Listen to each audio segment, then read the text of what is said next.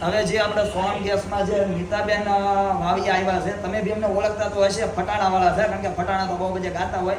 મેરેજમાં તમારે કોઈ બી જરૂર હોય તો બી આવશે. આપણે આજે સોહમ ગેસમાં અમારે ત્યાં ગેસનો ચૂલો લેવા ભૂરાભાઈ 2 જણા આવ્યા છે, એટલે અમને બી તમે ઓળખતા જ હશો. આપણે નીતાબેનને પૂછી કે તમે અમારે ત્યાં ગેસનો ચૂલો લેવા જાય, તમને કેવું લાગ્યું?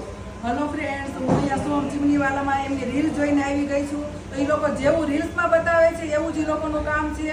અને અહીંયા કેટલી જાતના નવા 3 બંડલવાળા, 4 બંડલવાળા અને બીજું તો બધું બહુ બધું રાખે છે. ભાઈ તમે બોલો ને કે બીજું શું છે, મને તો બહુ ખ્યાલ નથી. પણ અમારે ત્યાં છે ને ગેસના બધા બહુ બધા 1 બર્નરથી લઈને બધા 2 બર્નર, 3 બર્નર એવા 5 બર્નર સુધીના ગેસના ચૂલા છે. અને ચીમનીમાં બી બહુ બધી રેન્જ છે. 5-6 હજારથી ચીમની ચાલુ થાય. બધી કંપનીની એલિકા, ઇન્ડિયર, પેપર પ્લેન, દરેક કંપનીમાં ચીમની છે.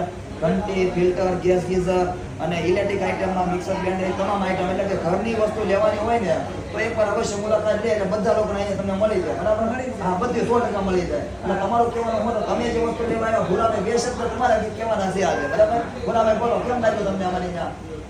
અમારા ઘરે ઝઘડો થઈ ગયો હતો કે ગેસનો ચૂલો લેવાનો છે. 1 મહિનાથી ઝઘડો હાલતો હતો. પછી આજે સમાધાન થઈને સોમમાં અમે આવી ગયા છે ગેસનો ચૂલો લેવા.